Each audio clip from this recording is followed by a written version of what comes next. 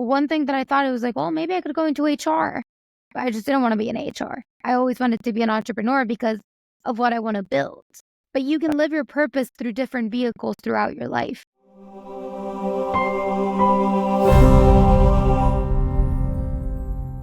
Hello, beautiful people, and welcome back to another enlightening episode of Mirror Talk Soulful Conversations. I'm Tobi, and as always, it's my joy to share this space with you. Today, we'll be talking about finding life purpose and integrating our vision into our businesses. Our guest is a purpose and mindset coach who supports clients across tech, coaching, and venture capital sectors with a very innovative approach. Welcome to the show, Veronica. How are you doing? Hi, Tobi. Thank you for having me. I am Thank doing you. amazing. Wow, It's always a good day. Yeah. I mean, before we started recording, you showed me the view from your apartment. I'm like, wow, this is where I would love to live. I mean, if I was to give up everything to just be in that apartment, I'm going to do that. Honestly, everything is just it's such a blessing. I think we often forget and we become numb to the things that we have. Because you saw the view of my apartment for everybody here. I'm currently in Costa Rica. But growing up here, I was numb to all this nature. And now every time I leave, even for a couple weeks, I come back and I'm like, wow, how do I forget and how do you get numb to this? So it's like everything in life. You just get numb to things. And beauty is one of those. Yeah. Yeah, I mean, I think that's why it's important for us to be grateful for the little things in our lives so that we can be able to actually, not take them for granted. Yeah. Oh, awesome. I mean, before we even start recording, you've given me a little coaching service already, and I'm so glad. I'm so blessed already from it. And I'm looking forward to having even a much more deeper sort of conversation with you, which I will ask you more selfish questions like you already encouraged me to do. And also questions that I believe will, enrich the life of every listener that is listening right now. But before we go into that, thank you so much for agreeing to try our new format, which is about trying out the wild cards. And so we'll be going through 4 cards, which I picked randomly before we start recording. And I will start from level 1, which is just an icebreaker. Level 2, which is confessions. Level 3 is getting deeper. And level 4 is supposed to be the author's wild card. It might not be any serious thing, but it's just like a very wild, random question. And its purpose is just basically to know you very better. And then, are you ready to go? Are you ready Let's do it. Yeah. So the first card I picked randomly, I'm just going to turn it for the first time ever, is the level 1 confession, which is the icebreaker. And it says, the question is, who do you love most in life? Is the question. Who do I what? Who do you love most in life? Love. Who do I love most in life? Yes. I think I'm very grateful for all my family in life. But I think ultimately and obviously it's a work, but it's myself. Mm-hmm. Because you have to love yourself first before anybody else can give you love. Because everybody else can give you love. And if you still don't love yourself, you will still not feel it. So I would want to say that it's myself. And obviously that's still an evolving phase where how do I get to love myself more? Yeah. I love that question because from the way I know you already, it's not coming from a selfish place, but from the kind of energy that you bring to the table, basically like, okay, I have to love myself to be able to attract the right love into my life. I love that. Yeah, it's like what they say, like passengers, like, please put your mask on before you put the passenger's mask on in case of emergency, because if not, your kid will not be able to get that mask because if you die. What happens, it's the same concept where we try to give love to others because essentially what we want is to get it reciprocated, but we're never going to be, the love they give us is never going to be to the extent that we want it to be received, if that makes sense. So it's like you first have to start with yourself because even you can't give out what you don't know how to feel. And you don't know how somebody should treat you if you don't treat yourself that way. So I think for like life and business and everything, it's just like you first have to start loving yourself. Yes. Wow, that's deep. Should we try level 2? Confessions? Are you ready? Yeah. Okay. So this is level 2. I just turned the question, the card right now. And it says, what is a time you felt the most second-hand embarrassment. Okay. What is a time you felt the most second-hand embarrassment? Wow.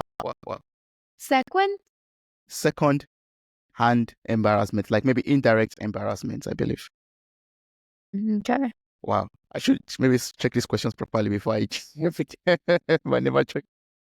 Where have I felt the most embarrassed? I mean, I think we often are the root cause of our embarrassment and even the perceptions, right? Because if somebody else does something that you get embarrassed by, that is on you. It's not on them. Because in their mind, they're probably not embarrassed, right? So when are times that I've been the most embarrassed? I mean, I I don't have a specific time. I just think, over and over again, it's like when you do things that you say that you're not going to do it, and when maybe that is something that possibly has became public. Like you said you were going to do something and then you told your family and then you didn't do it. It's like when they come and they hold you accountable, I think embarrassment also comes from that accountability. And that is what drives a lot of people.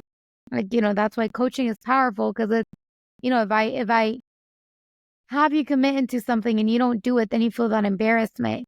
And I think a lot of this embarrassment that we carry and guilt and shame for any sort of embarrassment that we have, it's essentially what starts festering in the body, and then it starts manifest into actual health condition. So a specific time I don't have. I think every time that I do something that I knew that I shouldn't do, or that I acted a way that I shouldn't act. A big one, it's sometimes you get mad and you then you get that guilty hungover, I'm so sorry I screamed at you.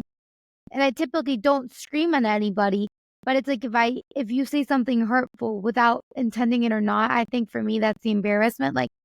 How do I not know myself to be able to identify that was a trigger and to be able to stop it, which is just really an invitation to go way deeper into how can I see this and how can I work on this so that next time this happens, I don't get triggered and I don't get the same reaction. So that was probably a long answer to the question, but I think those things of what has been something that you've been embarrassed by, for me, it's everything like a homeostasis. I don't really have anything that I'm so embarrassed on. And honestly, if you're not embarrassed of your past, you haven't grown enough. That's true. Being completely honest, I'm embarrassed of my past. Why? Because the person that I am now, I wouldn't be behaving the same way that I did before. But it's who I was. So I think everybody should have some sort of embarrassment, because it means that they've grown. And the more that you hate your past, the more you know that you've grown and come a far way. But you also have to remember you can't hold that embarrassment. You have to let it go, because if not, all of that, it goes into money. You give your money away. And there's a lot of these emotions that get entangled with money. And that's why people also don't achieve the financial success. So yeah, that's a long answer, but it's I don't hold anything to me. I love the answer. Yeah, and it's made me even reflect on myself and what we talked about before starting. No, I told you earlier that I love to play it safe, because I believe if I fail in a business or in a trial of something, I will lose money and time also. I believe it's tied strongly to embarrassment. What will my family say if they ask me about the new business and I said it failed? I'll feel so embarrassed. When you said that, I was like, oh yeah, that's I never thought about it that way. But when you said that, I was like, oh yeah, that embarrassment is also stopping me from trying things out, because I'm like, okay, what would they say? I'll feel so embarrassed, so let me try it. Yeah, and embarrassment, it's the biggest thing that will stop yourself. I think I didn't care about anything. I was like, what? But then I met my partner, and my partner truly does not care about anything. And he's like, I don't care to be embarrassed. I've never met somebody to that level, which unlocked a new level for me. What we were talking about, the possibilities, that I was like, wow, he really doesn't care. And because of that reason, he was able to succeed, right? It's all of us, we come, our baseline is what we grew up with, right? So it doesn't matter if your baseline is lower or if it's a little bit higher. You'll never be able to achieve the level of success if you're always embarrassed or if you're always caring about what others think of you, what others will say about you, because everybody will have an opinion. In the end, it's just a projection of their own insecurities, of their own desires, of their own, it's anything. It's just a projection. Yeah. And if you care about what other people think, and if you're embarrassed, like, oh, I'm not going to go, and let me give you an example that people could be embarrassed, like go sell like water bottles in the street, or let me go sell some stuff in the streets. Because you're like, well, what if people that I know pass by in their car driving by and they're like, oh, he doesn't have money. Why is he selling the street? First off, you don't know. He might actually be really rich and be doing that and because he likes it. Or it could be like, what do you care? He's trying to move forward and get a better life. Something that you're not doing because you're only here criticizing him for actually trying to do something about it. Mm. So if you That's let true. that care and that embarrassment of being out there, then you're not going to get anywhere. It's a big limiting factor if you think about what people think about you, or you feel embarrassed from doing what you're meant to do.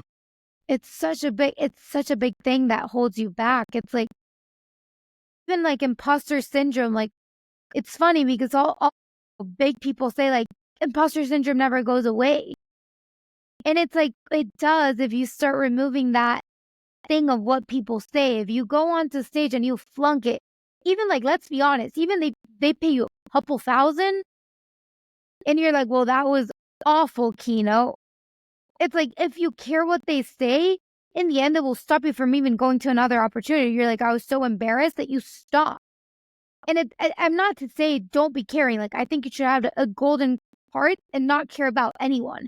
Why? Because you will always want to over deliver. You will always want to do the best that you can, but you're not stopped by whatever your mind is saying. So one is controlled by your mind and the other one is controlled by your heart. So if you want to give everything and leave everything on the dance floor, an expression that they use, that is amazing, but don't ever be embarrassed. And I think imposter syndrome comes where you want whatever the perception of others to be higher, right?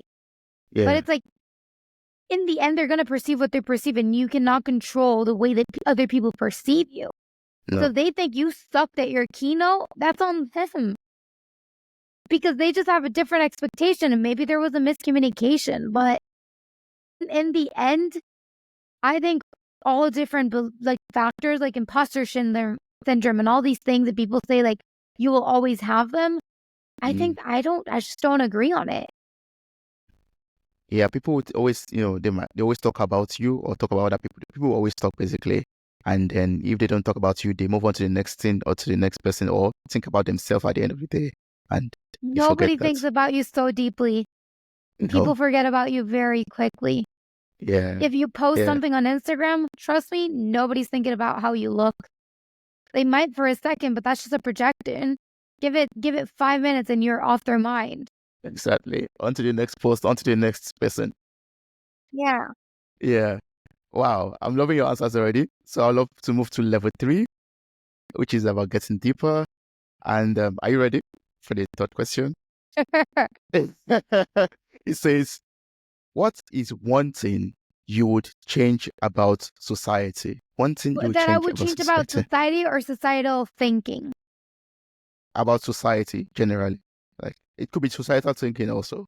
I mean, with society, I would say people caring more, people being less egocentric.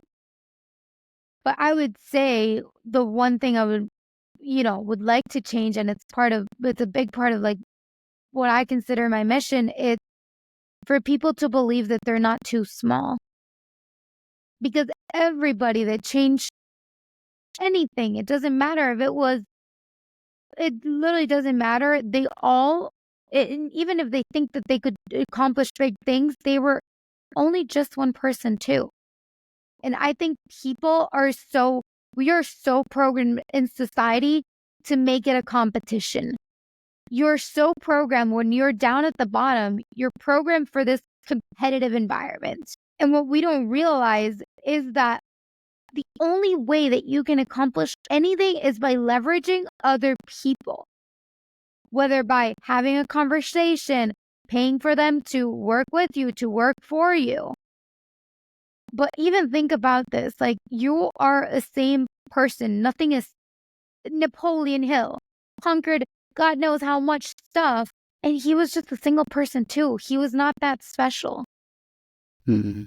Yeah. None of us are that whole lot more special, and we think that we are. I think you should think like something that definitely you should inculcate in your kids is you are special, because that will make them act differently. But I think everybody in this world is special, but everybody in this world is not that special. And I think that is a internalization that we all have to do, because we often put people in pedestals, and it's like, they're not that special. They're a human. The only thing that might make them feel special is that their time is more limited because they're actually doing more meaningful things. Mhm. So the more, and that's why we also say the busier you are, the most productive you are. So everybody always tries to be busy. It's like everybody's busy but not productive. Mm. So that's another thing that you have to debunk yourself. It's like being busy doesn't mean anything. This morning I canceled all my plans, and I decided to go and like look at like a foster home, like an association here in Costa Rica, see how we could support them. It's like nobody is, and yesterday I had so much work to do. Somebody called me. I had not spoken to her in, I don't know, months. And her and I are very like, not deep friends, but we're on the phone 3.5 hours, and I was helping her and coaching her. Like Wow. nobody is, and she would have told me like, let's book together 3.5 hours. I won't even like, I might be like, hey, I don't have 30 minutes. But Mhm. if you just call me, like if you just show up on the door, if you just ask, people, you might be impressed how much people will actually give you time. That's true. Yeah, and I can also confirm to that, or say say that that's very true, because from knowing you from this very short period of time, I can say, yeah, you drop everything off to just attend. Like before we started the recording, you said, am I allowed to coach you right now? And I said yes. And then, we went into a session of you asking me questions that really, it's still making me think right now. And it's going to help me, to even, let go of some beliefs and, help my mindset also in some ways. Yeah, I can say that that's Yeah. true. You have to start believing more that whatever you are going to do, you have to start believing that you can make an impact.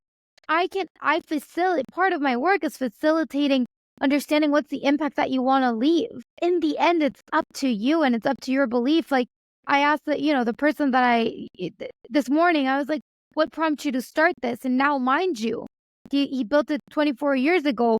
He doesn't even have system for donation. I'm going to start there. He literally runs a mom pop shop, but let me tell you, he's across multiple different countries here in Latin America, Costa Rica, Paraguay. I think like 5, but he's also in like New Jersey, United States, and then he's also in Toronto, Canada. Oh, wow. And it's like, you don't have to have all these things. You can literally like, it's arts and crafts. You just have to cut with your scissors and piece with glue, and you'll be able to build something meaningful. But the whole reason why he started, and this is a lot of what I do, like the first session with me, it's always this. But I asked him, why did you start this? And he's like, well, because I was a kid living 4 blocks from here, starving and working myself. So I go beg to others so that they don't have to, so that the kids that are here don't have to. He goes and begs for money so that the kids don't have to beg, so that they don't have to live the begging that he had to do in the streets, to not be into drugs and that prostitute world, but that he could get something better. And he started from nothing, dirt floors. It doesn't matter where you start. At some point, every family started from nothing. So it's about instead of generational wealth. I learned this from Michael Barayev. But generational, like instead of trying to transmute generational wealth, why don't you try to transmute generational values? And I think my family, that's what they did. And I'm so grateful. And I'm like 1000%. That's what I want to give my kids. Yeah, because those values will help you break a lot of generational curses and also keep you away from poverty if you make use of them properly. Yeah. Wow. Like, I'm getting to know you from this cut already, Veronica. I would like to ask you the last question before I ask even a much more personal question than, other questions, a lot of questions I have in mind to ask you already. Yeah. So I love it. the last question is just the wild card question. My camera is not picking properly, and it goes, oh, it's not a question actually. It says, think of a moment when time didn't mean, think of a memory when time didn't seem to exist. Explain the little details. Think of a moment when time didn't seem to exist. Explain the little details. When it didn't exist, It did not seem to exist. I would probably say it was about 1.5 years ago. And it's not a time because it was actually there's actually one moment that I remember very specifically, but I was in this beach, this like inlet in Majorca, an island from Spain. And I had gone with two friends and we were staying there in Majorca, but I decided to grab my stuff that day and like go to the beach for a little bit while everybody was taking a nap and just go into the water. And I remember I was just floating around and like twirling in circles and circles and circles. And I was like, fuck, I cannot believe that this is my life. That I am here doing nothing, twirling in circles, so blessed. And I was like crying in the ocean. Just like imagine like a little, like, I don't know, like what are these things? Like the that do like that? Yeah. Like, I don't know how you call them in English, like una foca. Just like twirling around in the water, like crying and feeling so blessed. Yeah. And honestly, I took 6 months for myself. I was trying to like work here and there, see what I wanted to do. I created like a diary and I was studying, but every day I was just exploring a different place and I was exploring a deeper part of me because I was doing ontological coaching. So it was a lot of introspective work, right? And I never knew what day it was. It could have been a Wednesday, it could have been a Saturday. I'm like, wow, it's such a blessing. I just know what time of the day it is because I see the sun come down.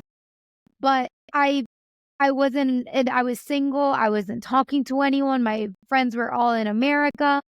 So I didn't have anybody to talk to. Everybody was asleep and I was awake. So, and I've always had a very tight circle. It's always been like my best friend and like my parents, and my brother that I talk to often.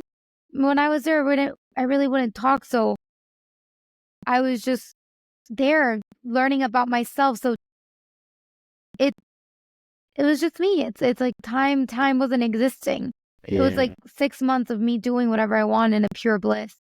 Like, if I understand you properly, it's like, for me, my imagination is like having a time to reset or time to recalibrate your life and, see what, you want to do, and just time to re-energize also, to regain your energy. Yeah.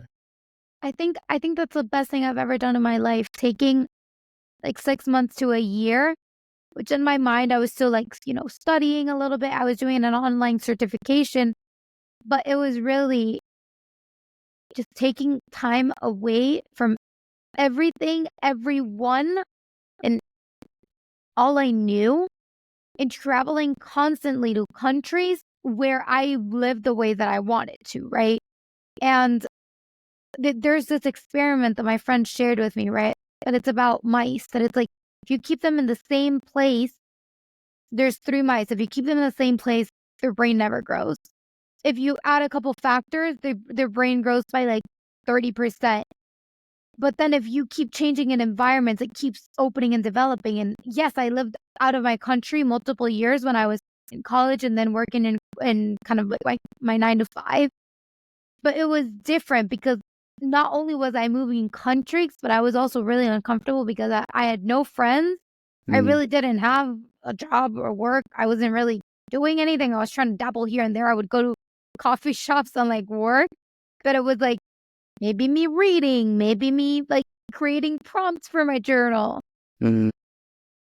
So it was a lot of like, okay, I have nothing to do and all I have to do is sit with my thoughts, which before I was never, ever with free time because I couldn't sit alone with my thoughts. So I think it was the best thing I ever did in my life. And I wish that my kids go through that once they're at a place of maturity where what they don't want to do is party and like be out there getting validation from other people, when they want to get to know themselves and, really kind of get comfortable with the uncomfortable parts of whatever they develop in childhood or their own limitations and introspections of their thought. I would love for them to just go a couple months on solo trips, going everywhere and being uncomfortable, not knowing the language. I went to Sweden and I was like, I don't know what they're saying, but here we are. Yeah. I believe you grow a lot when you're in a place of discomfort. Like in a place of discomfort brings out more out of you, helps you to grow. Yeah. Leaving your comfort zone brings out a lot of you, a lot of great sense. Yeah. Yeah, it's because of all the neuroplasticity, right? Like we say that and we don't understand it, but it's like, well, you don't understand all the new neuro synapse connections that you're creating in your brain when you do that. And that's the whole thing about mindset and rewiring your brain for new beliefs and success. It's creating those new connections. Same as you do when you travel and you learn something new. When you study math, it's the same way that you learn how to create a new belief in something that's more empowering, how to remove imposter syndrome. Same principle. Yeah. It's not quick one and done, but it takes a couple months. That's true. We have to put in mind that it takes time. It's not like from today to tomorrow everything changes. Yeah. No, it's years. And that will lead me to ask you a question about what you do already. You help a lot of clients, a lot of people out there to achieve their goals in accelerated time. So, when you answered this question right now, or you gave me, you talked about this experience that you had, I was thinking, is this something everyone has to do, or I personally have to do, for example, so that by the time I'm out of this, that phase of, expressing the discomfort, growing from it, sitting with my thoughts, living in a moment where time does not seem to exist. When I come out of that phase, will I be able to achieve my goals faster in, accelerated time? Yeah. I think that's a good something. It's something I'll love to try. I'll try that soon. Yeah. So tell me the question. Yes. No, I think it's a kind of question I'm asking myself too, because I know you help your clients to achieve their goals in accelerated time. Like you help your clients to, yeah. So I was asking myself a question. I'm asking you indirectly also that. So if I take this time out to live in discomfort, to stay, to get to know myself better, debunk all my thoughts, sit with my thoughts, let go of distractions, just being out of my comfort zone, basically. If I do that for a period of time, 6 months, for example, 3 months, for example, by the time I'm out of that phase or that 3-month phase or that journey, by the time I come out, would I be able to achieve my goals then faster? Will I be able to say, okay, now I have a clearer picture of what I want to do in life, and I'll be able to then run towards it and achieve them, in accelerated time? Let me tell you a story about a client. And so he was one of my first clients. I was like, hey, can you work with me? I want to see how I do with this. It was actually like my free clients, because I was like, well, I don't know if I'm actually good at this. And we started working together, and he's like, well, I don't have anything that I want to work on. I don't even have a business, and I know that's what you do. That's what you want to do. And I was like, tell me about it. I was like, you do, right? Because I always wanted him to be an entrepreneur, because I was like, I know what he is capable of. He's brilliant. And he had this idea about a company, but he's like, that for me is like on a timeline of like 8 years. He's like, I need to learn more. We started working together, and he's like, you know what? I'm actually going to change the plans. Like, I'm going to launch this company in September, which was basically pushing back the timelines to 8 months. So it's like the speed, and here it's like maybe where the question or the answer to the question that you wanted is, the speed of your success is determined by your self-belief. Because you only get as much, let me tell you something super simple. You only get as many clients as you think your service is good. Trust me, when I thought my service was not good, I couldn't even sell this to my friends for free. Well, they did, because they knew my character. But all is to say, energy, like sales is an energy transfer, right? Every business needs sales. Even here, how do you get more people to buy into listening to you? It's not monetary sales, but you're still trying to buy their time to listen in, right? Yes. Every business has a sense of sales. And the only way that you can increase your sales is by you believing that your product is good. So I don't work with people that I don't believe that they can actually deliver on what they want to do. Why? Because I think they might need to go and do some more research, right? I don't want, let's say, a doctor, he hasn't even graduated, he doesn't know, I don't know, a very like somebody that does jewelry and doesn't even know how to what gold is. I'd be like, I love that you're envisioning gold, but if you want to create jewelry from start to finish, you should start learning what gold is. If you just want to design how structures are made, maybe go learn how you is that even possible to put it that way? Because in the end, I cannot help you if your product is not actually good, because I cannot help you believe that your product, the people that buy your thing, are better off. Let me give you the clearest example in history.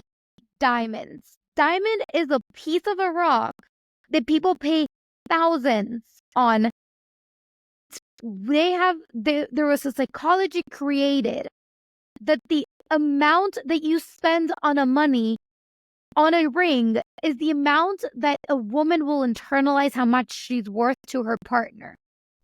So if you get her a $100 ring and she thought it was worth $10,000, there's a discrepancy there. Yeah. And if you tell her this is $10,000, sweetie, versus this is $100, she will feel like, oh my God, he just spent X amount of months' salary on me, versus he literally just whipped that from and we didn't go to dinner and he got me a ring. Which they sold the idea that the worth of your marriage and the worth of how your wife feels around you is determined by that stone, that rock. And they believed that that was the thing. So why do you think people buy? Because if I buy a $100 ring, $10,000 ring, $50,000 ring, then I love my wife more. So how do people sell rings in the streets? Oh my God, but have you seen this ring? Like, your wife will think that you love her and all of this. Like, you should get her the bigger one. It's all sales. So they believe, because they believe too, that their marriage is going to benefit if they get a higher ring. Obviously, it's an eccentric part where they want a bigger commission, but it's the same principle. And it's like you sell anything. I need you to believe that what you're selling is the best because you know. Then I'll work on your worth. We'll work on how much you should actually charge, because you have to know your self-worth. I personally, we're in Black Friday offers now, and I'm like, I will never give a discount, but keep that in mind, because that's a great sales strategy. You don't have to spend all the money right now, but then you know what they actually think they're worth, because if they lower their price, that's what it's worth. It's not to say price is a myth. It's always negotiable. So it's about how are you even selling yourself? You as a buyer. My partner, he will never pay full price for anything unless obviously it's a corporation. But we go to a bazaar and they're like, you're not American. You know how to bargain. And he's like, well, because I know price is a myth. True. Yeah. That's very true. Wow. Veronica, you're talking about beliefs right now. And I was just thinking about, you and the clients that you work with. And thanks so much for that example that you gave me also. So I know you work with a lot of clients. You help them to, they're finding their purpose, and also, incorporating their visions into their businesses. I believe that you've met with a lot of entrepreneurs like today who, have a lot of self-beliefs, self-limiting beliefs, basically, that's holding them back. So I'm just curious to know, what are some of the most common self-limiting beliefs that you've encountered with your work with entrepreneurs so far? There's 3 limiting beliefs that Morty Lefko says that all human nature has, right? And everything comes down to that. I'm not good enough. Making mistakes is wrong. And then what was the other one? It just flew my mind. It'll come back. But I think to the root of all of us is the self-worth. In the end, like even imposter syndrome, what does that come down to? You not thinking that others are gonna, others maybe criticizing you, others not thinking it was good enough, which you are internalizing, I'm not good enough. Making mistakes is bad. It turns to the place of I think we were talking about this offline, but it's like risk. Yes. Right? What's the worst thing that can happen? You take a risk, you lose all the money, then what? You start over. But like I said, you can build a multi-million-dollar empire, I truly believe, based on passion, curiosity, and a lot of self-awareness. I do think you have to invest in somebody that, or even books that help you really become self-aware. It doesn't have to be somebody. It can be just a $20, $30 book. It will help you a lot. But if you have those three, and we talked about it offline, where if you're passionate enough, you can literally sell anybody on any idea that you have. If you watch Shark Tank, that is what they do. They sell ideas. Passionate. Sales is just a transfer of energy. Whoever has the most self-belief, they have the self-belief that you can't do it, they're winning. If you have the self-belief that you can do it, you're winning. You have enough curiosity. You ask enough questions to have enough information and data to actually make a smart decision. And you're actually researching everything to understand what's kind of smart versus not. And then if you have enough self-awareness where you know what your limitations are. For example, I know I have a fear of abandonment because of X, Y, Z. So I'm not going to take it personal this way. And I may feel reactive this way. But it also helps you know what things trigger, because if you're in a negotiation with an investor, they say something you didn't like, maybe a comment, then you know it could be a trigger and you immediately put a barrier up. But if you know that's a trigger for you, then you're able to stay open and be a normal human and react the right way. And you're able to know how to navigate different people and different personalities. So, I mean, a lot of self-awareness is a lot of emotional intelligence, but it's a lot of emotional intelligence about oneself. So I think with those three things, you can build a business on anything. Yeah. Wow. Yeah, that's why I said, like earlier today, because I know offline you coached me a little bit on that already. I was like, yeah, okay. Well, I wanted also have it on recording too, because I know it will help someone out there also. Yeah. Like invest in the coach, invest in books also that could help you, grow and know what let's go those limited beliefs. Take those risks. Yeah. Make those mistakes. Yeah. I'm not saying go and invest a couple thousands of dollars on a mentor. Eventually you will need more to get to a higher level. But you're probably making more money. So that's when you go and invest. But if you're just starting out, start with books, start with Googling, like, what can I journal on? I'm not much of a journaler. I personally am somebody that prefers talking things out. But listen to audiobooks, listen to podcasts like this. Like, there's so many free resources out there. And if you have a little bit more money, then go buy some books. Then go do all these things. You have a little bit more, go get into rooms, go get a mentor, go get a coach. But just be so cognizant of what you're investing your time in.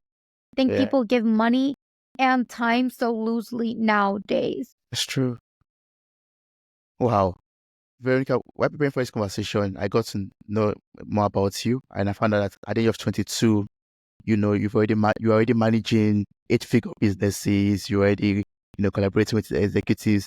And I was just thinking about myself. I was like, at the age of 22, I was in college, but my dreams were like so small. Like, I was not doing any of those big things.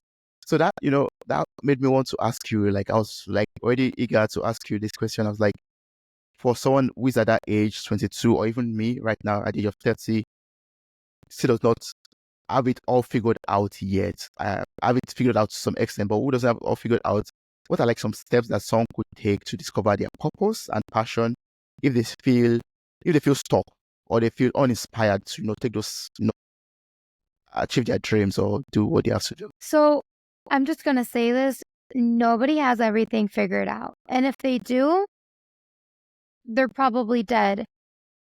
Because when you, let's be honest, you can have an amazing relationship, right? You can have an amazing job, an amazing this, but I think complacency is the death of you. If you're not working on improving your relationship to making it to a place that everybody in the world literally admires your relationship, or anybody that you could talk to could see that, then you're not there yet. There's nothing, nobody's a master in anything. When you think about it, physically, the world with all its mass, we can only physically see 30% of it. And let's be honest, even if I live in this building, even if I live in Costa Rica, I'll never see every apartment in this building. I won't see all of Costa Rica. And this is just one country.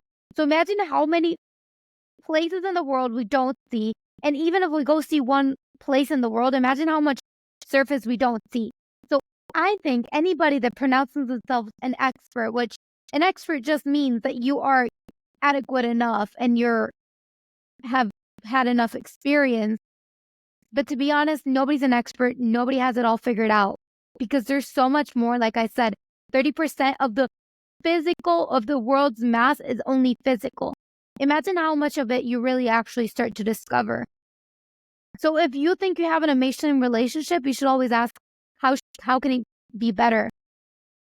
My partner taught me something very important. And he's like, every day, I think how I show you more love and how I show you more respect. He read this book that I haven't read it, but he said it changed his life. He has told me the principles and I work on it every day too. But it's a book, it's called Love and Respect. And it's about all these different things that females need versus all the things that a man needs. And every day he asks, how can I demonstrate all of these to her? And it's my responsibility too, because I take on for it, because I want to. How can I show this to him every day? So I'm just going to say, nobody has it all figured out. Yeah. And even if everything's perfect, let me tell you, a week ago, I was like, man, should I cancel my event? And I was like, no, you know what? I think right now, this is what's happening for you so that you know that you can achieve anything in whatever timeline, for it to be the reinforcer of the belief that you have. Mm-hmm. So nobody has it all together, but I would say the first step to even the first step is learning how to love yourself, right? Because I know that's how my journey started. I used to Google every day, how do I love myself more? Because that's what I always saw on the internet. And it's not a lot about loving yourself more. It's about what stories can I let go to come back to myself, to come back to my truth. Because when you were a little kid, you love yourself unconditionally. Yeah. If the world was ruled by kids, everything would be so much better. Everybody would be friendly. Everything would be so light. It's all these different things and grudges that we hold on to that make the society and builds war and builds all this resentment built up on people. A lot of our leaders of our world, if you look at table of if you read the book Letting Go by David Hawkins, a lot of our leaders and politicians of our world live from a place of ego. Yeah. So that's a great book to start to understand yourself. I personally, I have evolved the methodology within a methodology. The methodology that I started with was Ikigai, which if you look it up, it's a Japanese concept. But it's basically what you love to do, what you're good at, what you would love to get paid for, and what you think the world needs. So when you ask me what you think the world needs, that is the biggest piece of what you will determine what you do. So I would say that's the first piece. You can reach out to me. I can send any resources. I always answer my DMs, and I typically carry workshops, which they're, free, but it's by invitation. If you come through Tobi, we can have a conversation and make sure that the content is valuable for you. There's so many free webinars. There's so many free things. So start with the people that resonate with you and start learning from them and start thinking, what is the world, the impact that I want to leave? Yeah. And go deeper. Go to your childhood. Don't be so shallow. Yeah, I really love the answer because sometimes I'm always torn between multiple passions and ideas. And I'm like, okay, what do I do? I love this so much. I love it. I love that also so much. What should I do? Because you can only maybe dedicate time to one at a time. But then answering those questions will actually help me to make a right decision. Like, okay, what am I truly passionate about? Wait, first of all, loving myself. Like, I've been truly aligned and connected with my true self, not what any other person would think about me. And then also, what do I really love to do? And then, what does the world need at this moment? Answer those questions. Yeah, like you said, would help me make the right decisions when I'm turning between ideas. Yeah. I mean, it's really about the impact because the fire runs out very quickly. You get unmotivated very quickly, and you get Yeah. discouraged very quickly when doors start shutting down in your door. I think a beautiful story, we don't have time to go over it, but Jamie Kerlima, how she built It Cosmetics, it's probably the most beautiful keynote speech I've ever heard in my life. But she sold the company for $1 billion cash, and nobody ever believed in her. And people turn her away hundreds of times. In the end, and they would tell her nobody's going to buy your stuff. Nobody's going to buy from somebody that looks like you, that has your skin problems. Nobody's going to buy from real people. And I think, I know who created the movement of actually having real people in like television and like promoting things online, but she was the first one for sure to show normal people on cameras with skin conditions, no makeup, instead of only models for selling makeup. Oh, yeah. And she has already seen, Well, that's something that is lacking in the world. And that's so good. Yeah. yeah. So She it took it that. has to be something so deep and so personal to you. And then I always like to say, if you want to do it for freedom, don't ever do it. What I do, I charge. But the whole reason I would do, if I had $1 billion, $1 million, I would still be doing what I'm doing. And why do you charge? Obviously, because we live in a materialistic world, but it's also because it's a different energy that people show up with because they have skin in game. And when we have things for free, we don't value them. It's true, yeah.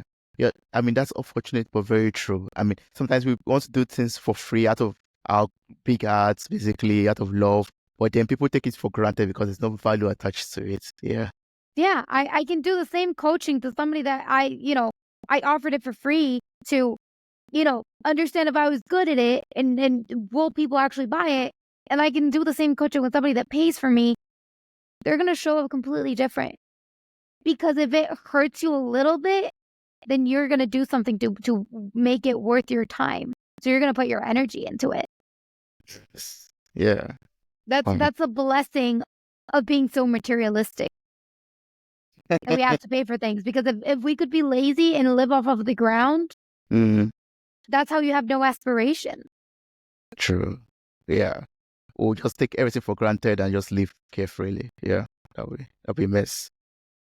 Wow. Wow, Veronica, I've learned so much from you from this conversation. Like, we're from the wild cards leading into some questions that we've been talking about so far. I mean, it's a lot. I've gotten an insight into, even what's our second part I was trying to ask you, which is about aligning our vision to our business. Like, you help a lot of entrepreneurs, to align their visions into their business. And I believe it also comes from that place of, I mean, you can elaborate on this a little bit, but I think it also comes from that place of, loving yourself, knowing yourself, answering those questions that you said, what do you love and what does the world need right now? And how can you answer the questions or how can you solve the problems that the world has right now? Can you repeat the last part? I'm sorry. Yes. So, I mean, I was talking about, aligning our vision to our businesses. And I mean, from what you said earlier, I was saying that I believe that also helps us to align our vision to our business because if we're able to love ourselves and also, truly know what we're passionate about because we know who we are and what we love to do. And then we're able to also answer the questions or we're able to solve the problems that the world has. Like you're saying, okay, what does the world need right now? How can I solve this? How can I be a solution to this problem? That's where we're to align our vision also to the business and know, okay, this is where I'm taking this business towards, this is the direction, this is the mission for the business. Yeah. Well, I also think even if you go into a business that you think has nothing to do with any of your purpose, the way that you lead it, and the reason why you even are attracted to it is for a reason. Somebody that is in insurance will be like, oh, it's because I saw my parents, somebody that it like lends money. It's like, well, I saw my parents fight about money and all of these. Like, it's so fascinating. But I went to a workshop with a very pronounced mentor, and everybody there, they kind of unraveled a little bit of why their business came into existence. They didn't realize even the way that you go about your business, you are fulfilling, in a sense, your purpose. So I say your purpose doesn't really change throughout life. The vehicle for it changes. So I work with somebody, she had, a brick and mortar because she wanted people to feel empowered and beautiful and comfortable in their own skin, right? She would do like bikini wax, which was very vulnerable. And she wanted to enable that like vulnerable space and openness for people to feel comfortable. Then she decided to move into like kind of a retreat space, a more coaching space. And it was the same message. It was just a different vehicle. The other one was also the same, making a container for them to feel safe and empowered and being able to show up vulnerably. One is literally somebody naked and getting in a salon wax. And then the other one is them coming into a space where you have to be vulnerable and open up places of maybe your childhood that you haven't explored. So the way that you do things throughout the businesses, even if you go into a corporation, like you're still taking the same you into the next corporation. So the way that you do your job in one place, you might still go for the other one. And, a big reason why people quit companies, it's because they feel like they're not able to live their purpose out there. Yeah, that's true. Yeah, they're more aligned to the vision of the company. Yeah, they don't really feel they belong there they're anymore. just not able to express themselves too. Yeah. Like this person that had the wax owning business, she could have probably been also in HR in a company, hosting that same space for people to be vulnerable and express their things, right? I mean, it depends what you're passionate about. HR maybe wasn't for her. And, this is just me, this is not any of conversations, but it's like for me, one thing that I thought, it was like, well, maybe I could go into HR. But I just didn't want to be in HR. I always wanted to be an entrepreneur because of what I want to build. But you can live your purpose through different vehicles throughout your life. Thanks for that. I'm very curious to know this as an entrepreneur that you are, a coach that you are, and people that you help out there. Are there like any daily habits or rituals you encourage your clients to adopt, for a healthier mindset, to be able to think like you think right now, and, to have that mindset that you have right now? Are there like some daily rituals we could do, habits that we could, Everybody's different. So none of my clients will all have the same things. Actually, none of the, I think they have like one overlapping exercise that it's really about their goals, right? And it's kind of like what their CEO schedule is to align them, but that's not for mindset. What I would say for mindset is gratitude. Write it down, what you're grateful for and what were some wins of the day. And this is no woo-woo thing to feel good. This is actual neuroscience, dopamine release, all of these different things, but it's creating a reward system. So it's always rewarding yourself for whatever, when you do what you said that you're going to do, always reward yourself, whether it is a little happy dance, whether it's getting ice cream, whether it's going on a lavish trip. It doesn't matter. And my thing is, the bigger the thing that you said that you're going to do, the bigger the reward, right? Yeah. Because you build the dopamine effect that you create a resistance. Think about it like alcohol. Why do people get drunk with more, like they have to drink more and more to get drunker? Because they start creating a resistance. So the same thing happens with dopamine, which we're not going to go in tangents, but the same thing about relationships. That's why you always have to work on them every day, because it's like alcohol. It's something that you take every day. And so you start building a resistance. So I always say, what are you going to reward yourself with after you say what you say that you're going to do? And it's like every night thinking, what are your wins? Because then there's a neuroplasticity happening where you're actually creating things of like, oh, okay, I'm rewarding myself. Like things go well. So then you like also start seeing like, oh, so many positive things. And then you activate the reticular activating system. And then you're looking for the good. and you create a more positive mindset. And it's just kind of like, it's a trickle effect that goes through it. I think we often go and we understand the basic principles, but it's like behind your mindset, like the actual internals of the brain, which I'm no neuroscience expert. I just love the topic. There's a lot going on. So it's like, if you do these small habits, for me personally, I need the science in order for me to get on board with it. I used to be agnostic before I actually became, religious, and I became spiritual. So for me, everything has to be rooted, because I don't do things if I don't know the why behind them. And so that for me, it's like any business. If you don't know your why behind your business, that's why you don't succeed, because you just don't get as motivated. Yeah. This is another answer to the question and what we talked about earlier, when you feel uninspired or you feel stuck, knowing your why could be very helpful. So I think that's something I'm going to personally also use every morning. Like every morning I wake up, I'll remind myself of the why. Why am I doing this? Why, am I going to work my 9 to 5? Why am I doing this podcast? Why am I going on this business venture? And also what you talked about, gratitude. Gratitude is very important. So not taking things for granted. Wow. Veronica, I mean, it's a lot already. For people out there who would like to connect with you, who would like to, maybe, ask more questions and even get to know about your innovative approach. I've gotten so much from you in these conversations, offline, online right now. And also, people that still want to benefit more from this. What's the best way to contact you? What's the best way to reach out to you?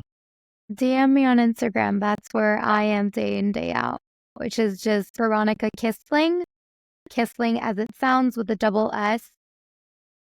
I'm sure it will be linked down in the notes. And just let me know that you came through Tobi's podcast and reach out.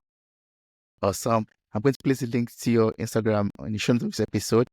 If you just want to play around, follow, please follow Veronica on Instagram. Or if you also want to check out what she does, there's a Linktree link in our bio on Instagram. There you could also see more things and you could check them out and get used to the services, the wonderful services that Veronica also provides. Thank you so much, Veronica. I really appreciate your openness and the passion behind the answers that you gave, and also the way you answered them and opened my eyes to a lot of things that would help me to even become better in my business and in general, and life in general also. Thank you so much. I appreciate this. Thank you for having me.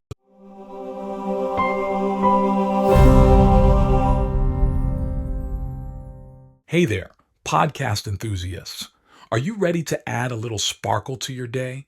If you're loving the insightful conversations and captivating stories on Mirror Talk Podcast, here's a friendly nudge to hit that subscribe button.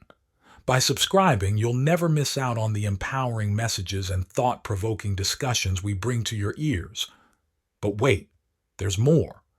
We're all about spreading positivity and inspiration, and you can be a part of it too. How? By sharing the love with your friends and family. Share this episode with your loved ones, and let's create a ripple effect of empowerment and growth together. And hey, if you've been enjoying what you hear, why not take a moment to leave us a glowing 5-star review? Your feedback fuels our passion to keep delivering content that resonates with you. So hit that subscribe button, share the love, and leave us a review. Let's keep the conversation going and spread the Mirror Talk magic far and wide. Thanks for tuning in, and remember, your support means the world to us.